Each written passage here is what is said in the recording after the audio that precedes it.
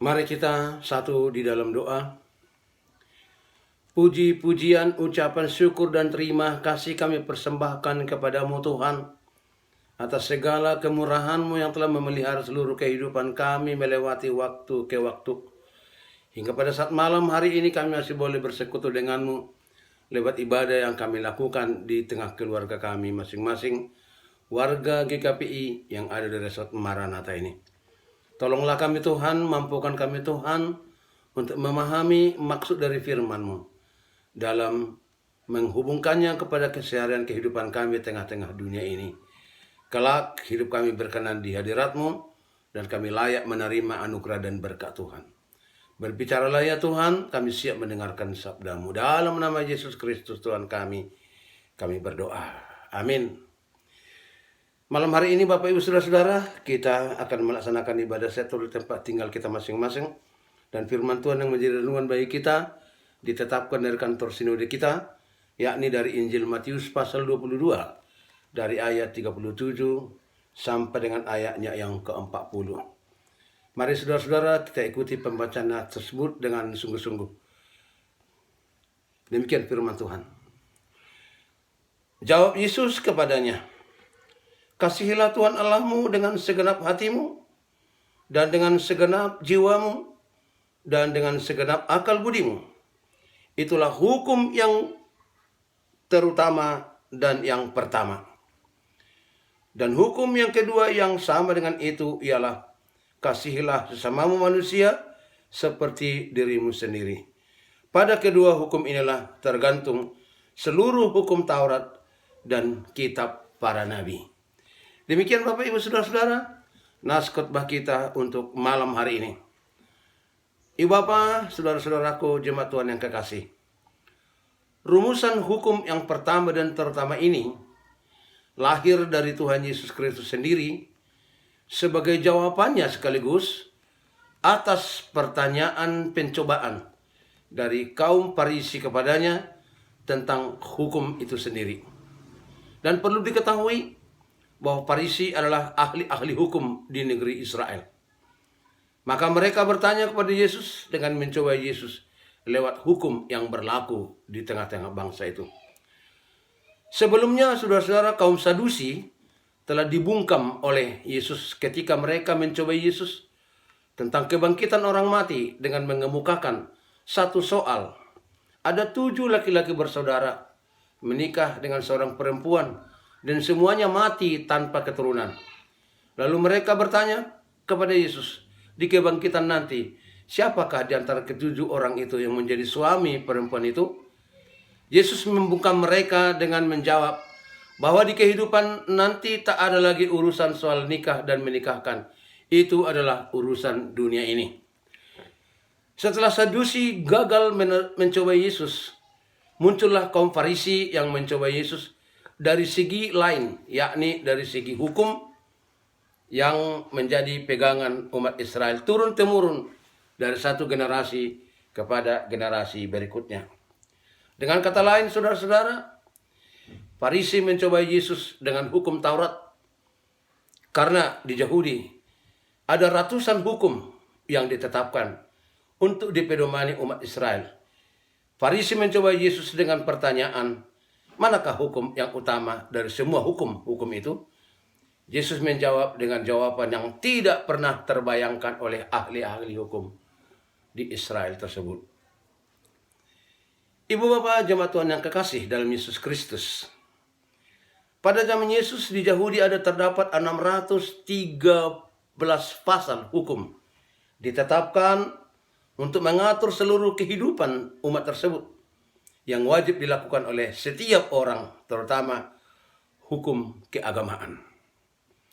Sementara itu, Yesus mengajarkan mengenai kerajaan Allah. Dianggap oleh kaum Yahudi, terutama kaum Farisi, Sadusi, dan tua-tua orang Israel, sebagai saingan atau sebagai tandingan. Sehingga mereka pun silih berganti datang mencoba Yesus.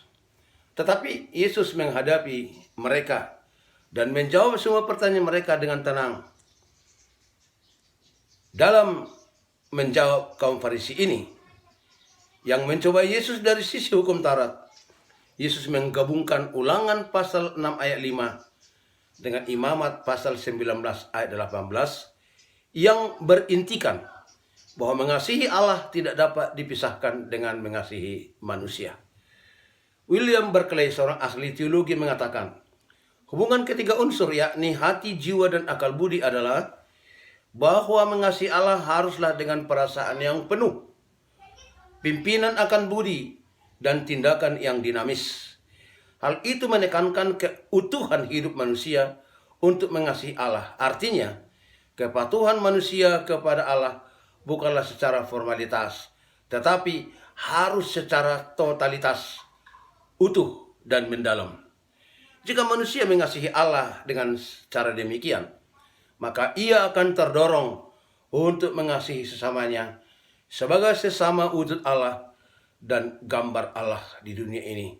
Bisa kita baca Kejadian pasal yang pertama ayat 26-27, di mana Tuhan berfirman, marilah kita menciptakan manusia segambar dan serupa dengan kita. Dan semua manusia diciptakan segambar dan serupa dengan Allah. Dalam pengajaran Yesus yang merupakan jawaban atas soal orang-orang Farisi ini, saudara-saudara, tidak hanya menyampaikan secara teoritis, tapi praktik hidupnya sehari-hari pun telah membuktikan hal itu. Tiap memelihara hubungan yang baik antara Yesus dengan Allah, Yesus sering menyendiri berdoa kepada Allah. Ia taat dan patuh kepada Allah Bapanya, walau dalam penderitaan, bahkan sampai mati di kayu salib sekalipun. Itulah yang membuktikan kasihnya kepada Allah dengan seluruh eksistensi kehidupannya. Sedangkan kepada manusia, Yesus membuktikan kasihnya dengan perbuatan-perbuatan yang baik bagi sesamanya, seperti penyembuhan penyakit, pemulihan harga diri, seperti seorang perempuan sundal, dan lain-lain. Semuanya menjadi bukti kasihnya bagi sesamanya. Ibu bapak jemaat Tuhan yang kekasih, sebagai orang Kristen yang hidup pada zaman sekarang ini, kita mengenal berbagai macam hukum yang ada di dunia ini. Ada hukum pidana, hukum perdata, hukum adat, hak asasi manusia, dan lain-lain sebagainya. Hukum tersebut jelas menyangkut pada kepentingan kehidupan manusia sehari-hari. Jika dipertanyakan kepada kita, hukum manakah di antara hukum-hukum itu yang terutama dari semua hukum-hukum itu? Mungkin kita akan menjawab hukum yang utama adalah hukum agama. Lalu ketika kita menjawab demikian, kita akan ditanya lagi, hukum agama mana? Cara realita kehidupan kita saat ini, kita melihat betapa semakin menipisnya rasa solidaritas di antara kita manusia, sesama umat.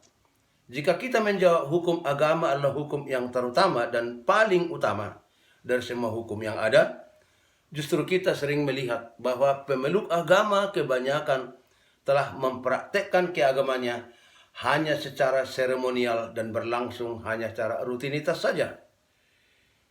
Justru menjadi sebuah ironi, setelah selesai beribadah, manusia itu berubah menjadi mangsa atau berubah menjadi pemangsa buat sesamanya. Padahal baru saja mereka melaksanakan ibadah, melaksanakan hukum agamanya. Nas ini memperingatkan kita agar kita mau menjadi pelaku firman Tuhan. Tetapi orang-orang yang mengikut Yesus, kita diajak untuk mengubah dunia ini dalam penerapan hukum kasih. Tentu lewat praktek kehidupan kita setiap hari. Yesus mengajarkan hukum yang pertama dan utama, yakni mengasihi Allah dengan segenap hati, jiwa, dan akal budi.